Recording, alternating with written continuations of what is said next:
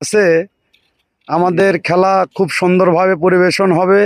আর অল্প কিছুক্ষণের মধ্যেই আমাদের মাঠে লোকজনের সমাগম হবে এবং আমার ছোট ভাই সুমন সে সে ছাত্রদের লেখাপড়া শেখায়, পাশাপাশি খেলার উদ্বোধনী ম্যাচে সে সবসময় সময় দেয়। ছাত্রদের পিছনে বা খেলোয়াড়দের পিছনে শ্রম ও খাওয়া দাওয়া ব্যবস্থা সবসময় আয়োজন করে থাকে। আমার ছোট ভাই সুমনের সাথে একটু কথা বলেন। হ্যালো সবাইকে, আসসালামু আলাইকুম। আজকে আমাদের এখানে খলিশাগুড়া দক্ষিণপাড়া গ্রামে বিবাহিত ও অবিবাহিত দুই দলের খেলা হবে। সবাই বিকেলে আসবেন খেলা দেখতে অবশ্যই। খেলা হচ্ছে সব কিছুতে থেকে মনে আনন্দ ফিলটা আনার হচ্ছে খেলা অন্যতম মাধ্যম।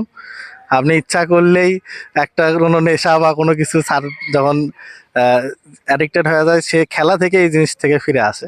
এক্ষেত্রে আমাদের গ্রামের বড় ভাইয়েরা আমাদের পাশে থাকেন, ঠিক আছে। আমাদের এই খেলার সার্বিক পরিচালনায় আছে মিল্লাত ভাই।